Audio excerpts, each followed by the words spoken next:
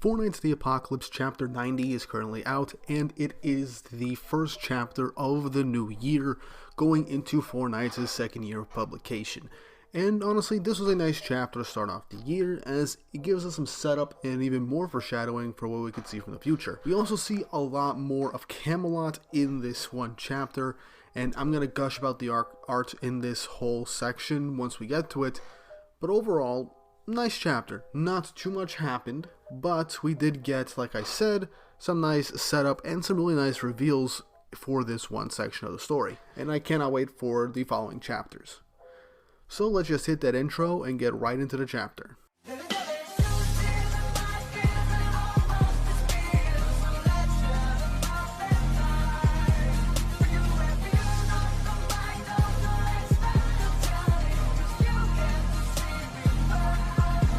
So chapter 90 of Four Knights of the Apocalypse, titled The Bride's Welcoming.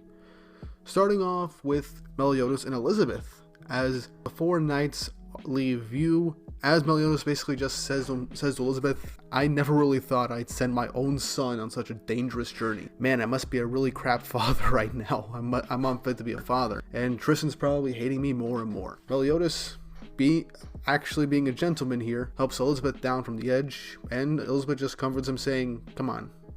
Don't tell me you haven't noticed. The boy admires you more than anything." And Meliodas is like, never heard that from him. Elizabeth goes on to say that no matter what happens, Tristan will be fine. He's the son of Meliodas of the 7 deadly sins, and the one who's going to protect the kingdom is Meliodas. Meliodas pauses for a second as he just says, "I hope so," as he explains to Elizabeth that Lancelot's info from recently was that the Princess of Camelot, who came to the country for the day before yesterday, has gone missing. And apparently, she has the magical power of prediction that surpasses Bartra's, which shocks Elizabeth, as Meliodas sees the graveness of the situation, because now Arthur has a power stronger than Bartra's, a more specific version of future sight, so that is now in Camelot's clutches. And he says, if that power is for real, a storm is coming. Now we do know that Guinevere's visions only really show her events that focus around her specifically, as well as people around her. So it's not going to be too useful to Arthur, but since we are going with her future, many things could still happen. Anyway, we cut back to Ironside and Guinevere entering Camelot. Ironside welcomes her as we get a nice 2-page spread of Camelot. And my god, is the artwork here amazing. Like, look at all that detail, from the islands floating in the sky to just the pitch whiteness of this kingdom that should not exist. It's just breathtaking, honestly. Talk about really knocking it out of the park when it comes to the artwork, when it really counts. And I really am glad with it. Ironside goes over to Guinevere and says, "You can't help but be amazed, right? But don't worry, sooner or later you'll get used to it." But Guinevere just ignores him and starts walking off, saying, "I'm fine here on my own," and points to the castle up in the sky in the distance, saying, "It's over there, right? That's King Arthur's castle." As Ironside is impressed, saying that, "Is that how your power works? You're already familiar with our landscape." But Ironside says he'll accompany her nonetheless. It's something that he has to do, especially if something were to happen to her. He wouldn't be able to face King Arthur. But Guinevere says that he just wants all the credit for himself, stating that he is a boring guy. Ironside says that he doesn't really care how she sees him, and that he'll accompany her nonetheless. Guinevere continues to walk off, saying, "Fine then how about I teach you something good, duty-bound guard dog? In your final moments, you'll be in your dearest son's arms, weeping and frothing blood." As Ironside stops, as Guinevere notices, "So you let me go alone? Well, thanks anyway. Goodbye, Ironside." So Guinevere had a prediction with Ironside, so it's obvious that she's probably seen this in the future, and it happens around her. So we might think that this might be Percival, and it could end up being Percival in the future, because this is like foreshadowing Ironside's inevitable death, crying in the arms of his son, and frothing or puking up blood. So his death is going to be pretty gruesome from what I can tell from this one prediction. Guinevere continues on the path of Camelot, remarking to herself that it's just as how she saw in her kaleidoscope ability, and that there's no real sense of reality here in Camelot. She then makes it to a twisted tree and enters it, saying that this is the place of her chance meeting. She goes on a platform and chants some sort of spell, and wonders if she said it right, as she is then teleported somewhere else. in the same area as King Arthur and Merlin, as they are standing above all of Camelot on some sort of bridge. As Guinevere just asks, "Sorry, am I interrupting something?" As Arthur turns around blushing, he's like, wait, hold on. No one was supposed to come here. As Merlin swipes away his hand, as Arthur's speculating, wait, hold on, aren't you? And he's like, could you be? And then Guinevere just points her thumb down, surprised? Yeah, serves you right. Because yeah, I doubt Arthur speculated or predicted that his future wife would be Guinevere, a child. Oh my god, this is weird. This is so freaking weird. And makes things a bit weirder with what happens in the next page, with Arthur being like, hey there, so you're my bride.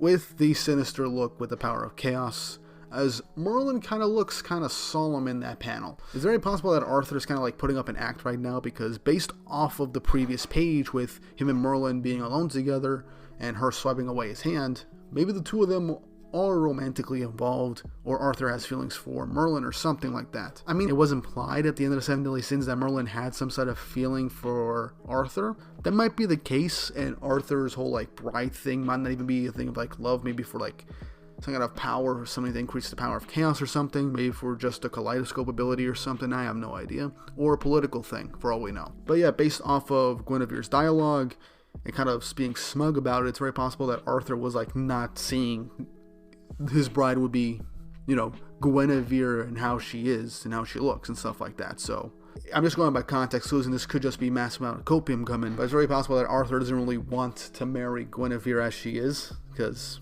of the weirdness.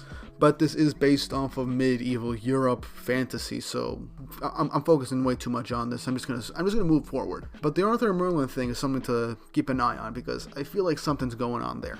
We then cut back to Ironside for the rest of the chapter, as he is walking around, basically stating how irritating Guinevere is, and she has no sense of discipline at all.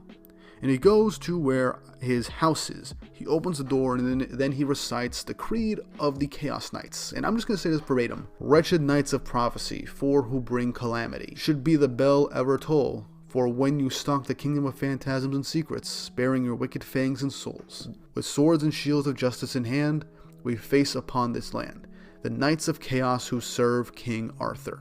So ever since the Knights of Prophecy thing, it looks like they kind of increased their like Holy Knight motto, Chaos Knight motto, to protect Camelot and be like the national anthem or something for when they face the Holy Knights or whatever. But yeah, he kind of preaches it like he's like performing or something. And then the next page, he joyfully declares that he's home and asks, "How have you been a good lad today?" As we then gets a child running over to Ironside saying, "Father, welcome back," as he starts coughing up a lot, as Ironside's like, "Hold on, easy now. You know running hurts your body." But the child says, "I'm fine like this. As long as I'm in this country, I'll be fine." Stating that this child has some sort of disease or is sick or something, but while staying here in Camelot, they will be fine. They won't succumb to the disease, which kind of goes back to what Arthur said about his eternal kingdom in the Leonis arc when he invaded, stating that you won't die, you'll see your loved ones again, etc., etc. So it's possible that in this realm, even if you're sick, you won't die or it won't get worse. So that's what this is implying from what I can tell. But then the child asks Ironside if he beat them, the 4 Knights of Apocalypse that are just trying to destroy Camelot. Ironside doesn't say that he beat them, but he tells him not to worry. Your father will never allow such a thing. I swear for your mother's sake that I will protect you. As the final page of the chapter reveals Ironside's son, Diordra. So Percival has a brother. This ends the chapter. So there's a few things to take note here. 1. Ironside has another son besides Percival. Is Percival a twin? Is this Percival's older brother or younger brother? I can't really tell. They're still young. If I had to guess, perhaps younger brother. Ironside could have just had another kid in between the 16 years from when Vargas took Percival away to now. And based on what he says, for the mother's sake, it's very possible that Ironside's wife, Percival, and Diordra's mother died some sort of fate, and it's kept very ambiguous, so we have no idea what that is. It could have something to do with the Holy War from all those years ago. We still have no clear indication, and it could end up adding into Ironside's backstory, which honestly I feel like we get a full-on backstory of why Vargas betrayed Arthur full context in Ironside's side and all this. It would make things a lot more interesting. And also the prophecy Guinevere stated, saying your beloved son.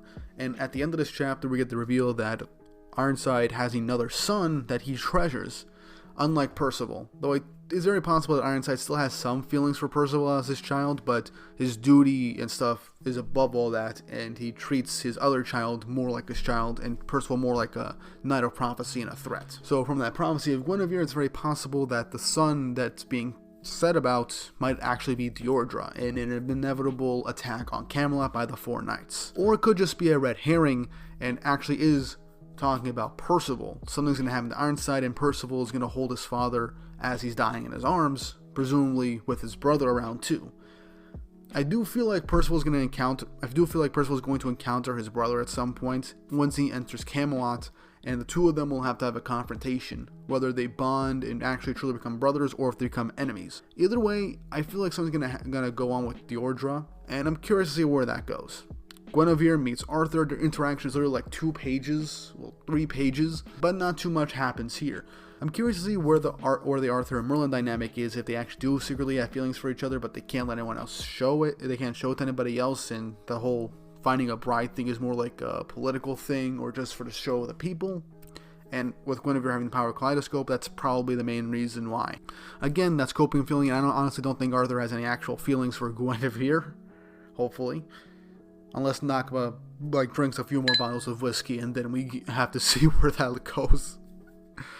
But either way, this chapter was nice. Camelot, like I said, looks breathtaking, and I feel like for the next chapter too, if we don't switch back to Percival's group or the other 4 knights, we're going to focus on Camelot a bit more as we set things up. And the title of chapter 91 is called Confrontation, so something's going to happen next chapter, which it might just involve Guinevere having an actual conversation with Arthur for all we know. Either way, I'm fine with it, and if we get more insight on Arthur's goals and why he is the way he is now, I'm all for it. I want more context for how Arthur became the way he is and why he's trying to just eradicate everyone but humans. Also, just really quick before I end off this video, I'm glad Arthur can still get caught by surprise, get embarrassed or flustered or whatever, and then he'll just try and compose himself. He'll be goofy in a bit, and then he'll just put on the mask of the dastardly or the unforgiving Chaos King to his enemies and stuff like that, just to put up airs or something like that. I find that funny. It gives Arthur more nuance to him. I will do an Arthur video at some point, it's just I haven't had the time to, so I'm very sorry. But that is coming at some point. But yeah, really good chapter. The artwork was fantastic. I like seeing more Arthur here. The Ironside prediction has me curious to see the future. And the reveal of Ironside's other son, Percival's brother, has me curious to see what is going to happen next and how Percival's brother Deirdre is going to play into the wider narrative of the story. But let me know what you guys saw of this chapter, your thoughts, opinions, and even theories. Put them all down in the comment section down below. Let's get a conversation going. And don't forget to like and subscribe and hit the notification bell for updates on future videos. It really does help, and it shows you guys enjoy the Four Knights content. I'm starting to do some 7 Deadly Sins and Four Knights shorts, like basic introduction stuff for new people into the franchise. So if you want to help get those out there, go check out those shorts. I'm very happy with them, and I'm going to try and make those more consistent over the weeks in between chapter reviews and everything. With all that said and done, I hope you guys enjoyed the review, and I hope you all have an awesome day.